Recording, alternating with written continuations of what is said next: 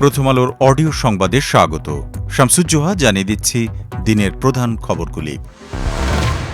মিরপুরে ৩ match one day সিরিজের প্রথম ম্যাচে নিউজিল্যান্ডের কাছে ২৬ রানে হেরে গেছে বাংলাদেশ।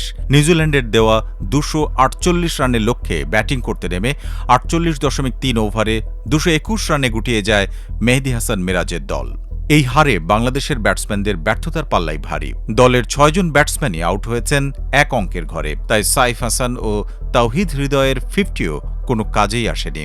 সাইফ করেছেন ৫৭ রান, হৃদয় ৫৫। লিটন দাসও বড় ইনিংসের স্বপ্ন দেখিয়েছিলেন, তবে তিনি আউট হয়েছেন ৪৬ রানে। মূলত লিটনের আউটের পরই পথ হারিয়েছে বাংলাদেশ।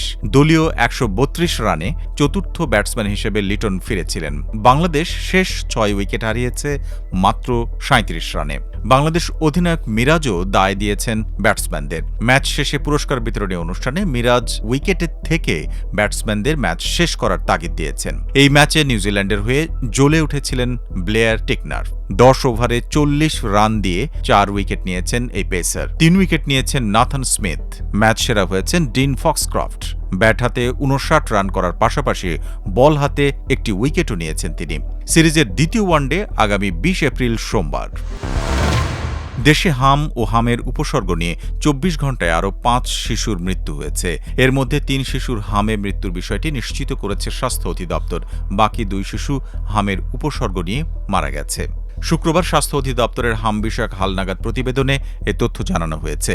এই হিসাব ১৬ এপ্রিল সকাল ৮টা থেকে ১৭ এপ্রিল সকাল ৮টা পর্যন্ত সময়। স্বাস্থ্য অধিদপ্তরের তথ্য অনুযায়ী একই সময় হামের উপসর্গ নিয়ে দেশের বিভিন্ন হাসপাতালে ভর্তি হয়েছে ১১১৫ শিশু, আর হাম শনাক্ত হয়েছে ১২৭ শিশুর। গত ২৪ ঘণ্টায় হামে যে ৩ শিশুর মৃত্যু হয়েছে তাদের মধ্যে ২ শিশু বরিশাল বিভাগের বরগুনা জেলার আর একটি ঢাকা বিভাগের। হামের উপসর্গ নিয়ে মৃত্যু হওয়া ২ শিশুই ঢাকা বিভাগের। এই সময়ের সর্বোচ্চ ১২০ শিশুর হাম শনাক্ত হয় ঢাকা বিভাগে।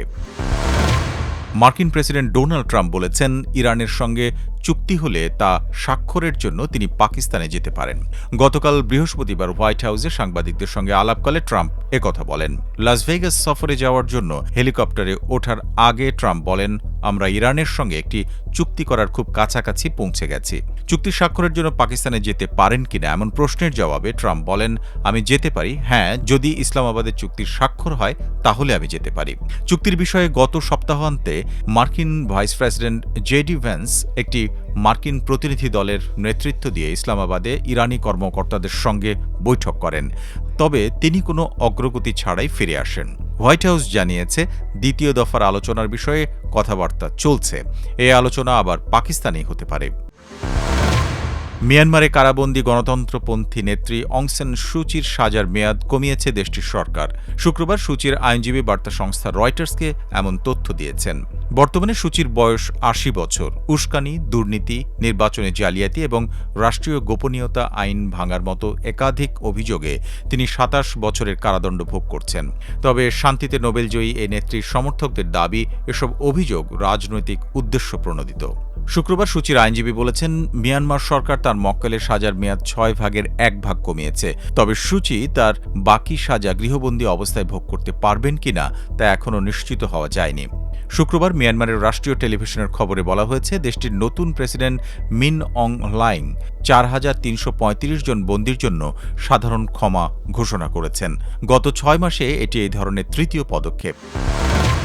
এই ছিল এখনকার মতো প্রথম আলোর অডিও সংবাদ। শুনুন আমাদের ইউটিউব চ্যানেল, ফেসবুক পেজ এবং ওয়েবসাইট prothomalo.com-এ।